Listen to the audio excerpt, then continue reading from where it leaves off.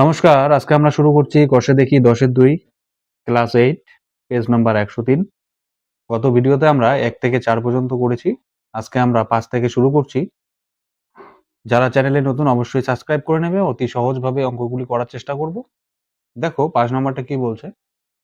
5 অশ্ব ক্ষমতা সম্পন্ন একটি পাম্প 36,000 লিটার জল 8 ঘন্টায় উপরে তুলতে পারে। ঠিক আছে? 7 অশ্ব ক্ষমতা সম্পন্ন পাম্পের 63,000 লিটার জল তুলতে কত সময় লাগবে ত্রৈরাসিক পদ্ধতিতে হিসাব করি। তার মানে কি বলছে দেখো, 5 অশ্ব ক্ষমতা সম্পন্ন একটি পাম্প 36,000 লিটার জল 8 ঘন্টায় উপরে তোলে। 7 অশ্ব ক্ষমতা সম্পন্ন পাম্পের 63,000 লিটার জল তুলতে কত সময় লাগবে? তাহলে আমরা জানি যে যেটা আমাদের চেয়েছে, যেটা আমাদের কাছে চাবে সেটা আমরা সবসময় অঙ্কের ডান দিকে রাখবো। তাহলে এখানে চেয়েছে কি? সময়। তাহলে আমরা সময়টাকে ডান দিকে রাখবো। আমাদের হাতের ডান দিকে। ঠিক আছে? চলো খাতায় করে নেওয়া যাক। দেখো অঙ্কটি আমরা খাতায় তুলে নিয়েছি। প্রথমে আমি লিখে দিয়েছি গণিতের ভাষায়। ঠিক আছে? তাহলে এখানে আমার কি বলেছে? 63,000 লিটার জল তুলতে কত সময় লাগবে? সময় চেয়েছে। তাহলে তোমরা জানো সময়টা আমরা ডান দিকে লিখি। তাহলে আমরা ডান দিকেই আগে লিখে নিব সময়। কত সময়টা কিসে আছে? ঘন্টায় আছে। তাহলে আমরা ব্র্যাকেটে লিখব ঘন্টা। ঠিক আছে? এখন দেখো প্রশ্নে কি বলেছে? 5 অশ্ব ক্ষমতা সম্পন্ন। তাহলে আমরা প্রথমেই লিখব ক্ষমতা। তাই তো? পাম্পের ক্ষমতা। পাম্পের ক্ষমতা। তাই তো? মাঝখানে আমরা কি লিখব? এখানে যেহেতু পেয়েছি আমরা 36,000 লিটার জল, তাহলে আমরা মাঝখানে লিখব জলের পরিমাণ। জলের পরিমাণ। ঠিক আছে? এখানে আমরা লিটার লিখে দিলাম।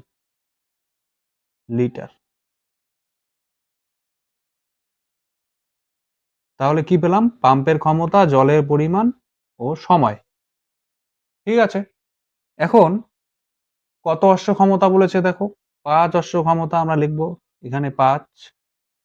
আচ্ছা, কত লিটার বলেছে দেখো? তাহলে লিটারের নিচে আমরা লিখব 36,000 লিটার। 36,000 লিটার। সময় কত লেগেছে? 8 ঘন্টা। এখানে লিখব আমরা ঘন্টার নিচে 8। এখন কি বলেছে দেখো পরের প্যারাতে?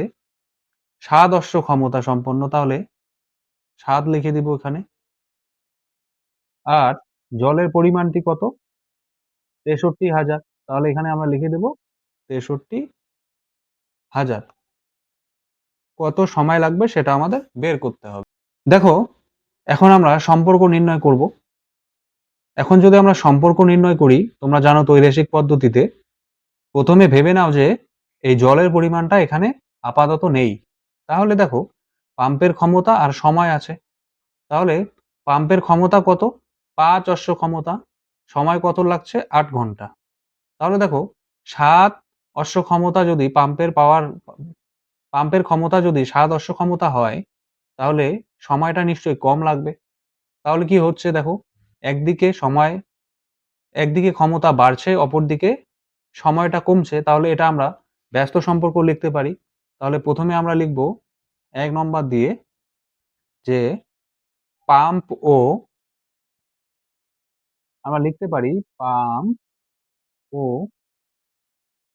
সময়ের মধ্যে ব্যস্ত সম্পর্ক। ব্যস্ত সম্পর্ক। ঠিক আছে?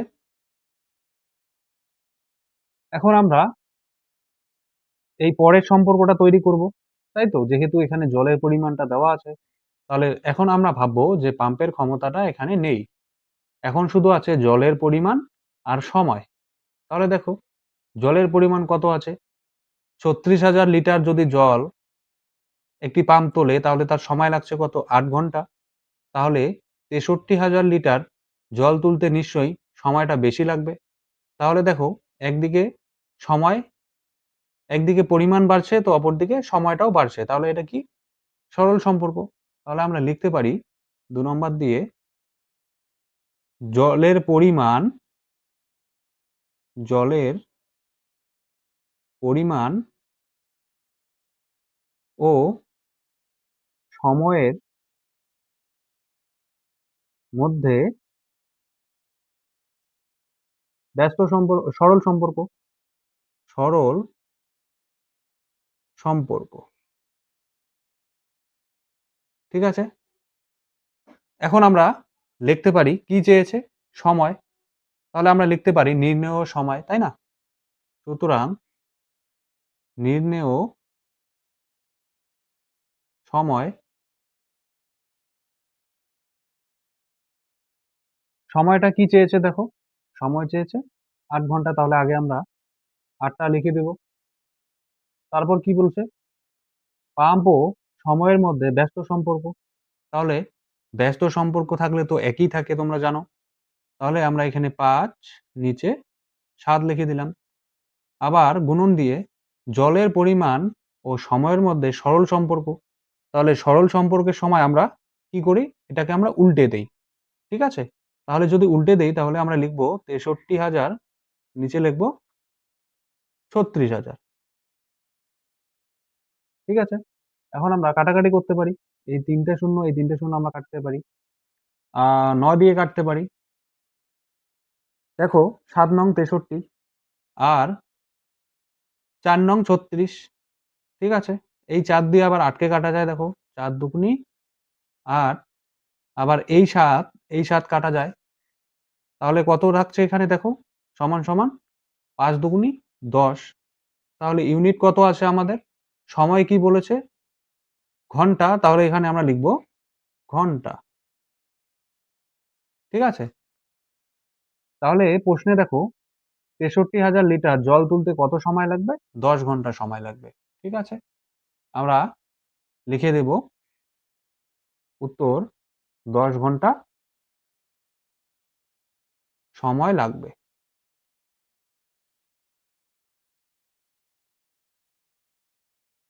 ঠিক আছে? ৬ নাম্বারটা দেখো, একটি কারখানায় ৫ অশ্ব ক্ষমতা ও ৩ অশ্ব ক্ষমতা ২ টি মোটর আছে। আচ্ছা, ৫ অশ্ব ক্ষমতা মোটরটি ৪ ঘন্টা চালালে ২০ একক বিদ্যুৎ খরচ হয়। ৩ অশ্ব ক্ষমতার মোটরটি ১০ ঘন্টা চালালে কত একক বিদ্যুৎ খরচ হবে তৈরাসিক পদ্ধতিতে হিসাব করি। তাহলে দেখো ৫ অশ্ব ক্ষমতা ও ৩ অশ্ব ক্ষমতা। তাহলে প্রথমে তোমরা জানো আমরা বিষয়বস্তুটা নির্বাচন করব। তাহলে বিষয়বস্তুটা কি, কি? প্রথমে আছে ৫ অশ্ব ক্ষমতা, তারপরে আছে কি ৮ ঘন্টা, তারপর কি আছে দেখো আ ২০ একক বিদ্যুৎ। তাহলে বিদ্যুৎ, এই ৩ টা আমাদের বিষয়বস্তু। তাহলে এখানে কি চেয়েছে? আমাদের সবসময় আমরা কি ধরি? ডান দিকে যেটা থাকবে সেটাই আমরা ধরব। ডান দিকে কি আছে? ১০ ঘন্টা চালালে কত বিদ্যুৎ খরচ হবে? তাহলে আমরা ডান দিকে ধরতে পারি বিদ্যুৎ খরচ। তাই তো? তাহলে চলো করি। অঙ্কটা আমরা খাতায় তুলে নিয়েছি দেখো। প্রথমে লিখে নিয়েছি গণিতের ভাষায়। তাহলে এখন আমরা ডান দিকে কি ধরবো সেটা আগে লিখতে হবে। তাহলে এখানে কি বলেছে দেখো? ১০ ঘন্টা চালালে কত একক বিদ্যুৎ খরচ হবে? তাহলে এখানে আমরা কি লিখব? বিদ্যুৎ খরচ। ডান দিকে সবার যেটা চেয়েছে। তাহলে কি লিখব? বিদ্যুৎ খরচ। এখানে একক ধরে নিব। ঠিক আছে? একক। তারপর কি বলেছে দেখো? প্রথমে বলেছে কি ৫ অশ্ব ক্ষমতা। এটা কি? মোটর। তাহলে আমরা লিখব মোটর। এখানে লিখব আমরা মোটর। পাশে লিখে দেব অশ্ব ক্ষমতা।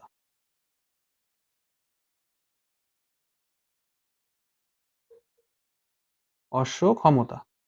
ঠিক আছে? এখন আমরা লিখব কি বলেছে দেখো?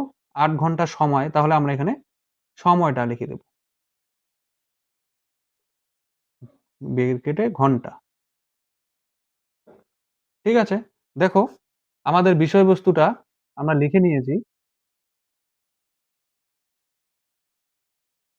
বিদ্যুৎ খরচ ১ম এ আছে লাস্টে আমরা ধরে নিয়েছি। এখন আমরা শুরুতে কি বলছে দেখো? 5 অশ্ব ক্ষমতা, তাহলে আমরা অশ্ব ক্ষমতার নিচে আমরা 5 লিখব। তারপরে সময় কত? 8 ঘন্টা। দেখো এখানে 8 ঘন্টা দেওয়া আছে। তাহলে আমরা সময় নিচে 8, বিদ্যুৎ খরচ কত হয়েছে? 20 একক, তাই তো? তাহলে এখানে লিখব 20 একক। তারপর দ্বিতীয় প্যারাতে কি বলেছে দেখো?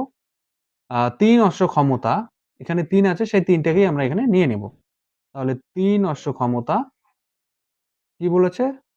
10 ঘন্টা চললে, এখানে আমরা লিখব 10 ঘন্টা চললে কত একক বিদ্যুৎ খরচ হবে সেটা আমাদের বের করতে হবে। আমাদের বিষয়বস্তুটা আমরা বের করে নিয়েছি।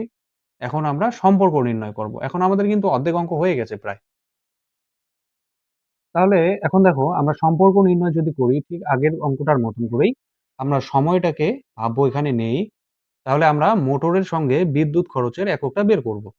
তাহলে দেখো মোটরের অশ্ব ক্ষমতা কত? 5 অশ্ব ক্ষমতা।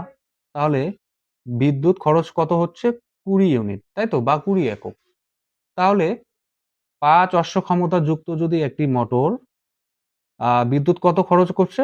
20 একক। তাহলে এখানে দেখো 5 থেকে 3 হয়েছে মানে কমে এসেছে। তাহলে 3 অশ্ব ক্ষমতাযুক্ত একটি মোটর, তাহলে বিদ্যুৎ খরচ নিশ্চয়ই কম লাগবে। যদি কম লাগে তাহলে এটা আমরা কি সরল সম্পর্ক। তাহলে আমরা লিখতে পারি ১ নম্বর দিয়ে মোটরের সঙ্গে আমরা এভাবে লিখব মোটরের ক্ষমতা ও বিদ্যুৎ খরচের বিদ্যুৎ খরচের কি সম্পর্ক? সরল সম্পর্ক। সরল সম্পর্ক। ঠিক আছে? এখন আমরা ২ নম্বর সম্পর্কটা আমরা বের করব। এখন আমরা সময়ের সঙ্গে বিদ্যুৎ খরচের সম্পর্কটা নির্ণয় করব।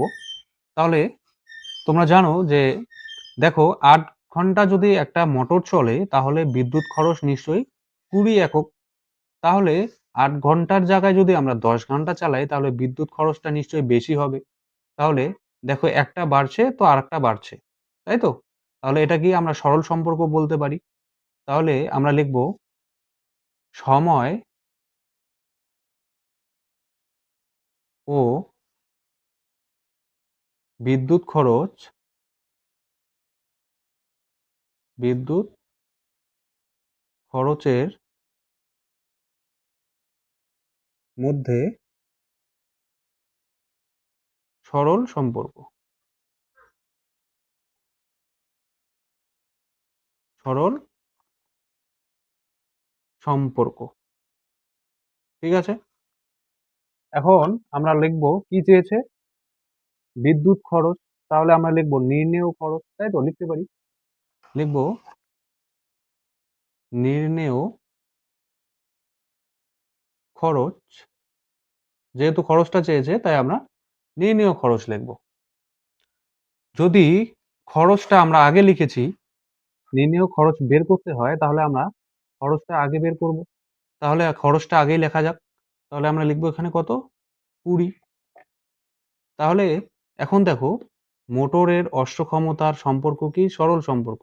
তোমরা জানো সরল সম্পর্ক থাকলে আমরা এটাকে উল্টে দেই। তাহলে ৩ টা উপরে দেব, ৫ টা নিচে দেব। যদি এটা ব্যস্ত সম্পর্ক থাকতো তাহলে আমরা ঠিক যা আছে তাই লিখতাম। তাই তো? তাহলে আমরা লিখব উল্টে দিয়ে ৩/৫ গুণন তারপর কি? সময় ও বিদ্যুতের মধ্যে কি? সরল সম্পর্ক। তাহলে সময়ের সঙ্গে বিদ্যুৎ খরচের সরল সম্পর্ক যদি হয়, তাহলে আমরা জানি সরল সম্পর্কের সময় আমরা এটাকেও উল্টে দেব। তাহলে উপরে লিখব ১০, নিচে ৮। আমরা এখন কাটাকাটি করতে পারি দেখো। এই ৫ দিয়ে ১০ কে কাটতে পারি, ৫ দুগুণী ১০, আবার এই ২ দিয়ে ৮ কে কাটতে পারি, ৪ দুগুণী ৮, আবার এই ৪ দিয়ে দেখো ২০ কে কাটতে পারি। তাহলে থাকছে কত? ৪ ৫ ২০। আমরা উপরে কত পাচ্ছি? ৩ ৫ ১৫। এখানে আমরা কত পেলাম? ১৫। তাহলে যদি আমরা ১৫ পাচ্ছি তাহলে কি চেয়েছে? বিদ্যুৎ খরচ কত হবে? দেখো ৩ অশ্ব ক্ষমতা মোটর ১০ ঘন্টা চালিয়ে বিদ্যুৎ খরচ হবে ১৫ একক। তাই তো? এটাই আমরা উত্তর পেলাম। তাহলে এখানে লিখব আমরা একক। তাহলে উত্তর লিখতে পারি বিদ্যুৎ খরচ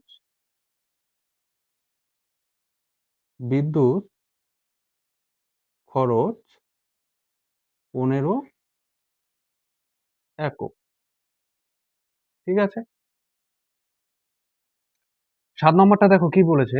গোপালনগরে একটি তাঁত কারখানায় ১৪ জন তাঁতি ১২ দিনে ২১০ টি শাড়ি বুনতে পারে। পুজোর সময় ১০ দিনের মধ্যে ৩০০ টি শাড়ি যোগান দেওয়ার অর্ডার এলো। সময় মতো সেই শাড়ি যোগান দিতে হলে আরো কতজন তাঁতি নিয়োগ করতে হবে? আ ব্যাপকত ত্রৈরাসিক পদ্ধতিতে হিসাব করি। ঠিক আছে? তাহলে দেখো ১৪ জন তাঁতি বিষয়বস্তুটা হচ্ছে আমরা এভাবে লিখব। ১ম এই আমরা ভেবে নেব যে কোনটা ডান দিকে লিখব। আমাদের কাছে কি চেয়েছে? তাহলে দেখো কতজন তাঁতি নিয়োগ করবে? তাহলে তাঁতির সংখ্যা পেয়েছে। আমরা তাঁতির সংখ্যাটা ডান দিকে লিখব। আর বিষয়বস্তুটা কি বলেছে দেখো? ১৪ জন তাঁতি, তাহলে তাঁতির সংখ্যা কত দিন? ১২ দিন। তাহলে দিন সংখ্যাও একটা পেয়ে গেলাম। তাহলে কতটি বুনবে, তাই তো? শাড়ির সংখ্যা। তাহলে ২১০ টি। তাহলে আমরা এভাবে লিখব। খাতায় তুলে নিয়েছি। ১ম এ লিখে নিয়েছি গণিতের ভাষায়। তারপর আমরা জানি যে ডান দিক থেকেই শুরু করব যেটা চেয়েছে। তাহলে কি চেয়েছে? তাঁতির সংখ্যা, তাই না? আরো কতজন তাঁতি নিয়োগ করতে হবে? তাহলে আমরা ডান দিকে সবার ১ম এ লিখে দেব তাঁতির সংখ্যা। তাঁতির সংখ্যা।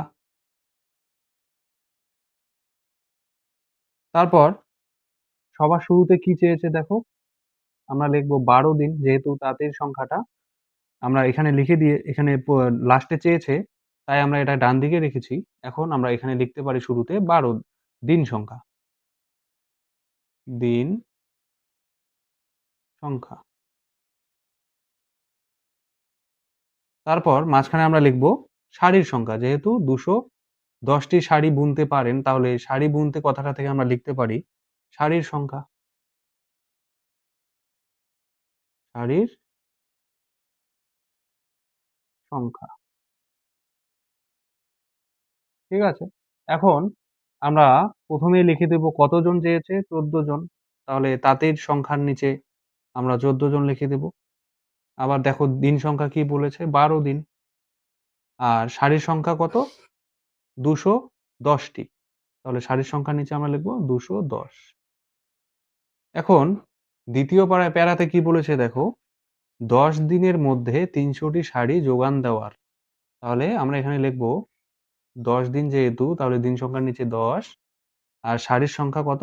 ৩০০। তাহলে এখানে আমরা লিখব ৩০০। আর তাঁতির সংখ্যাটা আমাদের বের করতে হবে। ঠিক আছে? এখন আমরা বিষয়বস্তুটাকে লিখে নিয়েছি। এখন আমরা সম্পর্ক নির্ণয় করব ত্রৈরাসিক পদ্ধতিতে। দেখো, সম্পর্ক নির্ণয় করার আগে আমরা জানি যে এই মাঝখানের যে সারির সংখ্যাটা আছে সেটা আপাতত ভাববো এখানে নেই। ঠিক আগের মতন করি। ঠিক আছে? তাহলে আমরা এখন দিন সংখ্যা আর তাঁতির সংখ্যা এখান থেকে আমরা সম্পর্ক আগে নির্ণয় করে নেব। তাহলে দেখো দিন সংখ্যা কত? ১২ দিন। ১২ দিনে তাঁতি কতজন লাগছে? ১৪ জন। তাই তো?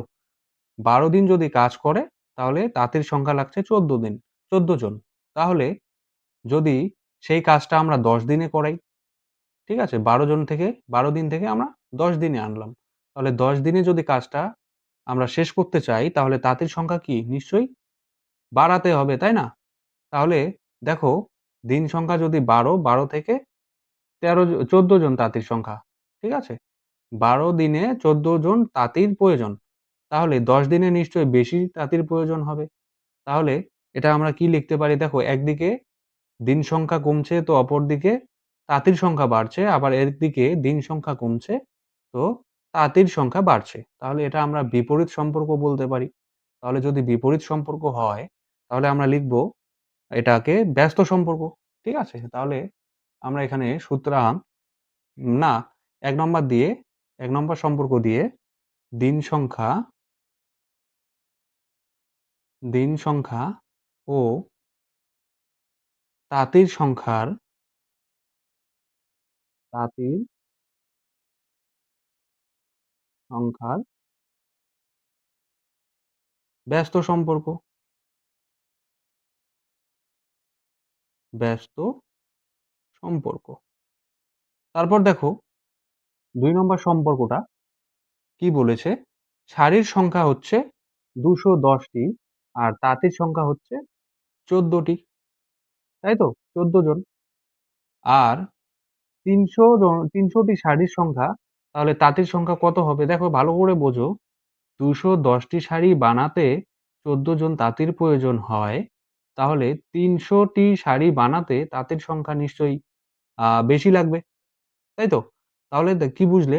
যে ২১০ টি শাড়ি বানাতে ১৪ জন তাঁতি লেগেছে। আর ৩০০ টি শাড়ি বানাতে তাঁতির সংখ্যা বেশি লাগবে। তাহলে এটা কি? আমরা সরল সম্পর্ক বলতে পারি। একদিকে শাড়ির সংখ্যা বাড়ছে, তো তাঁতির সংখ্যা কমছে, আবার শাড়ির সংখ্যা বাড়ছে, তো তাঁতির সংখ্যা বাড়ছে। তাই তো? তাহলে আমরা লিখতে পারি শাড়ির সংখ্যা ও তাঁতির সংখ্যার মধ্যে সরল সম্পর্ক।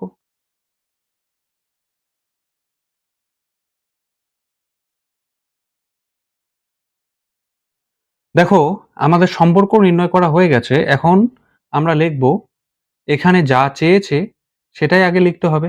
তাহলে দেখো আমরা তাঁতির সংখ্যা চেয়েছে। তাহলে আমরা লিখব নির্ণেয় তাঁতির সংখ্যা। তাই তো? সুতরাং নির্ণেয় তাঁতির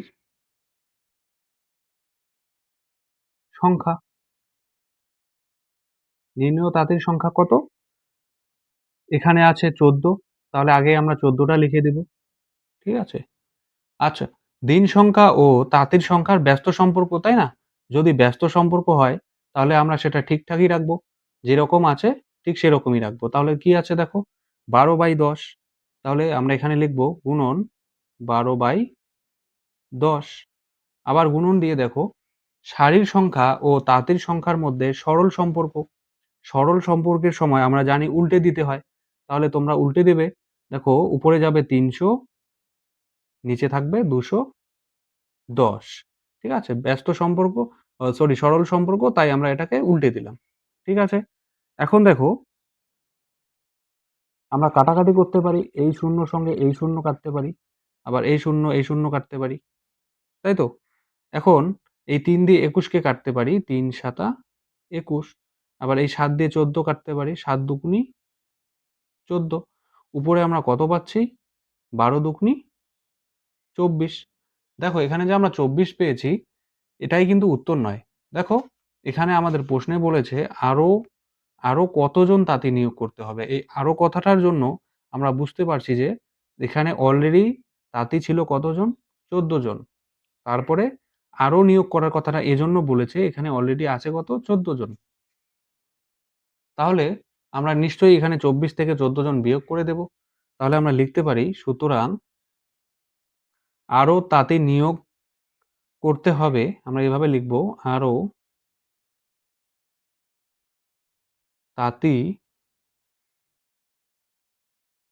নিয়োগ করতে হবে, নিয়োগ করতে হবে ২৪ বিয়োগ কত ছিল? ১৪ জন। তাহলে আমরা ২৪ এর থেকে ১৪ গেলে কত থাকছে? ১০ জন। ঠিক আছে? এটাই উত্তর। ৮ নম্বরটা দেখো, একটি সংস্থা জাহাজ থেকে ১০ দিনে জাহাজের মাল নামানোর বরাত পেয়েছে। সংস্থাটি তার জন্য ২৮০ জন লোক নিয়োগ করেছে। ৩ দিন পরে দেখা গেল কাজটির ১/৪ অংশ সম্পূর্ণ হয়েছে। আর কতজন লোক নিয়োগ করলে কাজটি সময়মতো শেষ হবে তা ত্রৈমাসিক পদ্ধতিতে হিসাব করি। তার মানে দেখো বিষয়বস্তুটা হচ্ছে ১০ দিনে ১০ দিনের বরাত পেয়েছে সংস্থাটি, তার জন্য কতজন লোক নিয়েছে? ২৮০ জন লোক নিয়োগ করে করেছে। ৩ দিন পরে দেখা গেল কাজটির ১/৪ অংশ সম্পূর্ণ হয়েছে। তাহলে আর কতজন লোক নিয়োগ করলে কাজটি সম্পূর্ণ হবে? তাহলে আমাদের বিষয়বস্তু অনুযায়ী আমাদের ডান দিকে কি লিখতে হবে? আমরা সেটাই দেখছি। দেখো, লোক নিয়োগ করলে কাজটি সময় মতো শেষ হবে। তাহলে কতজন লোক, লোকের কথা বলেছে, তাহলে আমরা ডান দিকে লিখব লোক সংখ্যা। দেখো, ৮ নম্বর অঙ্কটি আমরা খাতায় তুলে নিয়েছি। আমাদের শুরুতেই তোমরা জানো আমাদের লিখতে হয় ডান দিক থেকে শুরু করি আমরা। যেটা চেয়েছে সেটা আমরা ডান দিকে রাখি। তাহলে কি চেয়েছে দেখো? আর কতজন লোক নিয়োগ করতে হবে? তাহলে লোক নিয়োগ করার কথা যেহেতু বলেছে সেহেতু আমরা এখানে লিখব ডান দিকে লোক সংখ্যা। তাই তো? এভাবে লিখতে পারি লোক সংখ্যা। লোক সংখ্যা। লোক সংখ্যা লিখে নিলাম। এখন আমরা বাকি বিষয়বস্তুটি আমরা লিখব। দেখো, ১০ দিনে জাহাজটি, তাহলে ১০ দিন কথাটা আছে, তাহলে আমরা এখানে শুরুতে লিখে দিব ১০ দিন। তাহলে দিন সংখ্যা, দিন সংখ্যা। তারপর কি বলছে দেখো, সংস্থাটি তার জন্য ২৮০ জন লোক নিয়োগ করেছে। তারপর কি বলছে দেখো, ৩ দিন পর দেখা গেল কাজটির এত অংশ সম্পূর্ণ হয়েছে। তাহলে দিনের সংখ্যাটা আমরা লিখে নিয়েছি, লোক সংখ্যা আমরা লিখে নিয়েছি। তাহলে বাকি রইল কি? অংশ। তাহলে আমরা লিখব কাজের অংশ। ঠিক আছে? কাজের অংশ। ঠিক আছে, কাজের অংশ আমরা লিখে নিলাম। এখন আমাদের বিষয়বস্তুটা লিখতে হবে। তাহলে কি বলছে দেখো, ১০ দিনে ১০ দিনে জাহাজের মাল নামানোর বরাত পেয়েছে। তাহলে এটা তো পরে আসবে, তাই না? সংস্থাটি তার জন্য ২৮০ জন লোক নিয়োগ করেছেন। ৩ দিন পর দেখা গেল, তাহলে এই যে ৩ দিন পর, ৩ দিনটা আগে শুরু করব। ৩ দিন পর কতজন লোক নিয়োগ করেছিল? নিয়োগ করার কথা ছিল ২৮০ জন। আর লোক সংখ্যা কত? সরি, এখানে ২৮০ কাজের অংশ, লোক সংখ্যা হচ্ছে ২৮০ আর কাজের অংশ হচ্ছে ১/৪। ঠিক আছে? এখানে কাজের অংশ আছে তাই আমরা অংশটা দিয়ে দিলাম। এখন দেখো, আমাদের যে সংস্থাটির জাহাজ থেকে ১০ দিনে জাহাজের মাল নামানোর বরাত পেয়েছে। তাহলে ১০ দিনের মধ্যে তো ৩ দিন ওরা এই দিন সংখ্যায় নিয়ে নিয়েছে। তাহলে আমরা এখানে কি করব? ১০ দিনের থেকে ৩ দিনটা বিয়োগ করে দেব। তাহলে থাকছে কত? ৭ দিন। তাহলে ৭ দিন যদি হয়, কাজের সংখ্যা কত? এখানে তো আর কোনো কাজের সংখ্যা নেই। তাহলে তোমরা সবাই এটাকে মোট ধরে নেবে। ১ টাকে মোট ধরে নিয়ে ১ থেকে ৪ বিয়োগ করে দেবে। তাহলে দেখবে যে এখানে আমরা পাবো ৩/৪। কেন ৩/৪ কেন? তোমরা যদি এটাকে বিয়োগ করো তাহলে এটা ৩/৪ হবে। আর যদি নাও পারো তাহলে দেখবে যে এই ৪ এর থেকে উপরের ১ টাকে বিয়োগ করে দিবে। থাকছে কত? ৩। আর নিচে যে ৪ আছে সেটা আমরা বসিয়ে দেব। তাহলে এখন আমরা লোক সংখ্যাটা বের করব। তাহলে ১ম এ আমাদের বিষয়বস্তুটা সম্পূর্ণ। এখন আমরা কি করব? এখন আমরা এর নির্ণয় করব তার সম্পর্কটা। তাই তো? এখন আমরা সম্পর্ক নির্ণয় করব। তাহলে কি সম্পর্ক কিভাবে করব? তা তো আমরা জানি যে আমরা দুটো করে সম্পর্ক নির্ণয় করি। তাহলে কাজের অংশটা আমরা আপাতত এখানে নাই ভাববো। ঠিক আছে? তাহলে দিন সংখ্যা আর লোক সংখ্যাটা শুধু আছে। তাহলে দিন সংখ্যা আর লোক সংখ্যার মধ্যে পার্থক্যটা বের করব আগে, সম্পর্কটা। তাহলে দিন সংখ্যা আর লোক সংখ্যার মধ্যে কি আছে দেখো? ৩ দিনে সংস্থাটি কতজন লোক সংখ্যার প্রয়োজন হয়? ২৮০ জন। তাই তো? তাহলে ৭ দিনের লোক সংখ্যা কি কমবে না বাড়বে? ৭ দিনের লোক সংখ্যা কমবে। তাই তো? যেহেতু ৩ দিন একটি কাজ করতে ২৮০ জন লোক লাগে, আর সেখানে যদি ৩ দিন থেকে ৭ দিন দেওয়া হয় তাহলে নিশ্চয়ই লোক সংখ্যা কম লাগবে। তাহলে ৩ থেকে একদিক থেকে দিন সংখ্যা বাড়ছে, অপরদিকে লোক সংখ্যা কমছে। তাই তো? তাহলে আবার একদিকে দিন সংখ্যা কমছে তো অপরদিকে লোক সংখ্যা বাড়ছে। তাহলে কি হবে? এটা আমরা ব্যস্ত সম্পর্ক লিখতে পারি। তাহলে আমরা লিখব ১ নম্বর দিয়ে আ দিন সংখ্যা দিন সংখ্যা ও লোক সংখ্যার লোক সংখ্যার মধ্যে ব্যস্ত সম্পর্ক, ব্যস্ত সম্পর্ক। ঠিক আছে? এখন আমরা ২ নম্বর সম্পর্কটা নির্ণয় করব। তাহলে দেখো ২ নম্বর সম্পর্কটা নির্ণয় করার আগে আমরা এখন ভাববো যে এই দিন সংখ্যাটা এখন নেই। শুধু আছে কি কাজের অংশ আর লোক সংখ্যা। ঠিক আছে? তাহলে কাজের অংশ কত আছে? ১/৪ অংশ হচ্ছে কাজের অংশ আর লোক সংখ্যা কত? ২৮০ জন। তাহলে দেখো ১/৪ অংশ কাজ করতে যদি লোক সংখ্যা ২৮০ জন লাগে, তাহলে ৩/৪ অংশ কাজ করতে লোক সংখ্যা কি কমবে না বাড়বে? এই জায়গাটাতে ভালো করে বুঝে নিবে। কি বলেছে দেখো ১/৪ অংশ। ১/৪ অংশ কাজ করতে লোক সংখ্যা লাগছে কত? ২৮০ জন। তাহলে ৩/৪ অংশ নিশ্চয়ই কাজ কম লাগবে। তাই না? এখানে বোঝো যে ৪ ভাগের মধ্যে ১ ভাগ কাজ হয়ে উ হয়েছে। তাহলে কতজন লাগছে? ২৮০ জন। আর এখানে দেখো ৪ ভাগের মধ্যে ৩ ভাগ কাজ হয়ে গেছে। তাহলে লোক সংখ্যা নিশ্চয়ই কমে আসবে। তাই তো? তাহলে লোক সংখ্যা যদি কামে তাহলে এটা কি হবে? সরল সম্পর্ক। তাহলে আমরা লিখতে পারি কাজের অংশ কাজের অংশ ও লোক সংখ্যা লোক সংখ্যার মধ্যে সরল সম্পর্ক। সরল সম্পর্ক। ঠিক আছে? এখন দেখো আমরা তারপরে কি করব? এখন এই লোক সংখ্যা যেহেতু আমাদের হাতে ধরা ছিল ১ম এ, তাহলে আমরা এই লোক সংখ্যাটাকে এখন আমরা বের করে নিব। ১ম এই লিখব আমরা নির্ণেয় লোক সংখ্যা। তাহলে সুতরাং নির্ণেয় লোক সংখ্যা লোক সংখ্যা নির্ণেয় লোক সংখ্যা কত? দেখো ১ম এই আছে ২৮০ তাহলে নির্ণেয় লোক সংখ্যার কাছে ২৮০ গুণন এটা কি বলেছে দেখো দিন সংখ্যা ও লোক সংখ্যার মধ্যে কি ব্যস্ত সম্পর্ক। তাহলে যদি ব্যস্ত সম্পর্ক থাকে তাহলে আমরা সেম রাখবো। তাহলে ৩/৭ গুণন আর কাজের অংশটা কি? কাজের অংশটা হচ্ছে সরল সম্পর্ক। তোমরা জানো সরল সম্পর্ক থাকলে আমরা উল্টে দেই। তাহলে এখানে লিখবো ১ম এ লিখবো ৩/৪ তার নিচে আছে কত? ১/৪ ১/৪ ঠিক আছে?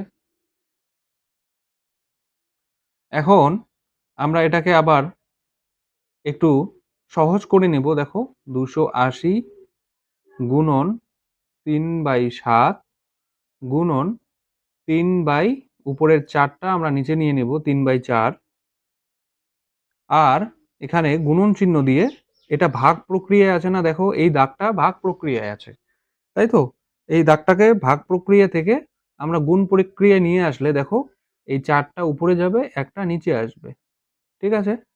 এখন এই ৪ কাটা।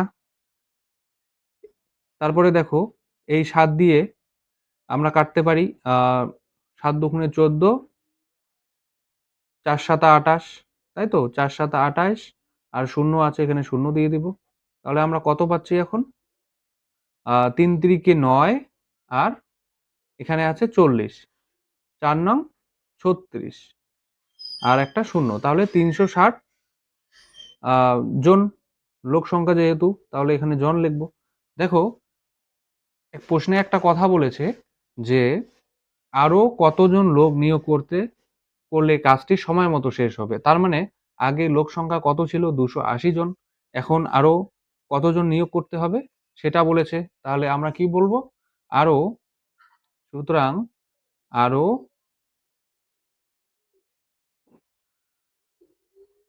৩৬০ এর থেকে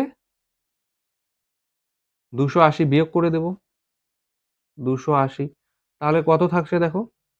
শূন্যে ০ তারপরে কি থাকছে কত? ২৮, ২৯, ৩০ তাহলে ৮০, ৮০ জন। আরো ৮০ জন নিয়োগ করতে হবে। তাই তো? নিয়োগ করতে হবে।